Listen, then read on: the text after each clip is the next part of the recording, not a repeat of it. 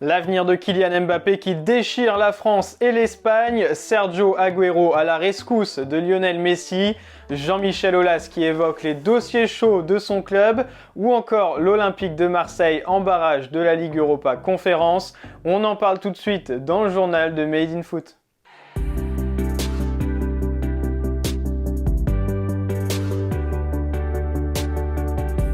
La presse européenne est encore sous le choc de la prestation de Kylian Mbappé face au Real Madrid.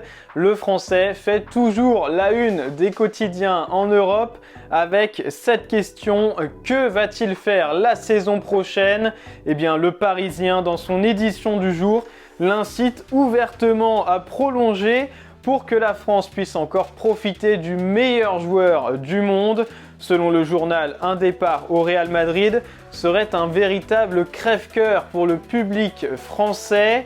Dans le même temps, El Chiringuito nous apprend que des proches de l'émir du Qatar se sont déplacés à Paris pour le convaincre de prolonger son contrat. De l'autre côté des Pyrénées, l'Espagne tente également de séduire Kylian Mbappé.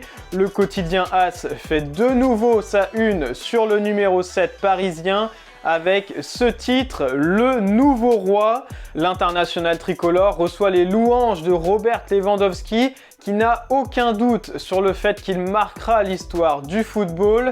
Mais alors, avec le PSG ou avec le Real Madrid, c'est toute la question qui va agiter le marché des transferts dans les prochaines semaines.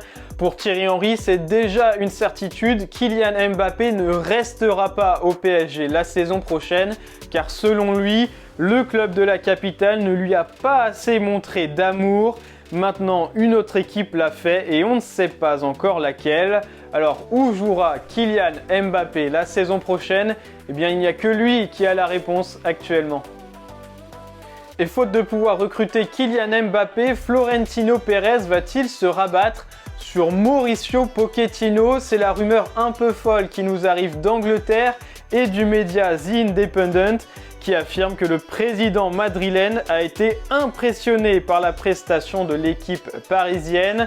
En cas d'élimination dès les huitièmes de finale du Real Madrid, Carlo Ancelotti serait très menacé et pourrait prendre la porte. Mauricio Pochettino serait alors un des favoris pour le remplacer sur le banc des merengues.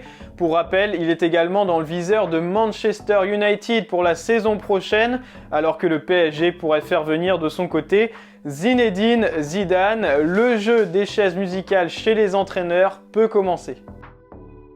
Et si Kylian Mbappé a mis l'Europe à ses pieds, Lionel Messi se retrouve lui dans la tourmente. Le septuple Ballon d'Or a raté un penalty face à Thibaut Courtois qui aurait pu coûter la victoire au PSG sans le but de Mbappé. Mais l'Argentin a paru en jambes et a sans doute réalisé un de ses meilleurs matchs sous le maillot parisien. Une prestation contrastée donc, et qui lui a valu la note de 3 dans le journal L'Équipe, ce qui a totalement fait dégoupiller Sergio Agüero, grand ami de Lionel Messi, et qui a même insulté la presse française sur un live Twitch. Penal de Léo, la concha su madre. Quelle merde ce penalty de Léo. En plus de ça, Léo a bien joué, a cassé des lignes. Ce n'est pas parce que c'est un ami, mais parce qu'il a joué fort. Il était bien et très actif. En France, les magazines et les journaux l'ont tué. Ce sont des connards.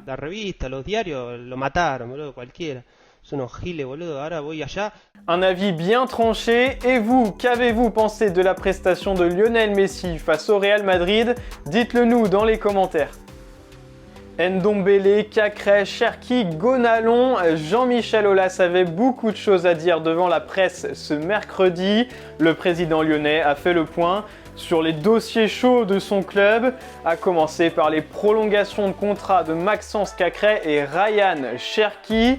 Le premier a mis la pression le week-end dernier en ouvrant la porte à un départ en cas de non-prolongation, ce à quoi Aulas a répondu qu'il devait absolument rester, mais qu'une prolongation ne se ferait pas à n'importe quel prix.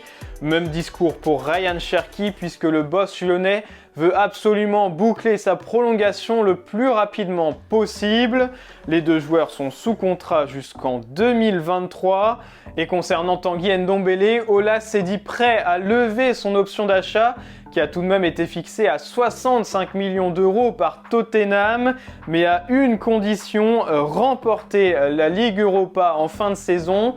Enfin, il a confirmé qu'un retour de Maxime Gonalon avait été envisagé cet hiver, tout en laissant la porte ouverte pour l'été prochain, à l'image d'Alexandre Lacazette ou de Corentin Tolisso. Alors Jean-Michel Aulas serait-il un peu nostalgique des années 2010 ? Enfin, on termine par un mot sur l'Olympique de Marseille qui reçoit Qarabağ ce jeudi soir en Ligue Europa Conférence. Un match qui ne déchaîne pas les passions sur la Canebière, puisque seulement 20 000 spectateurs sont attendus au stade Vélodrome.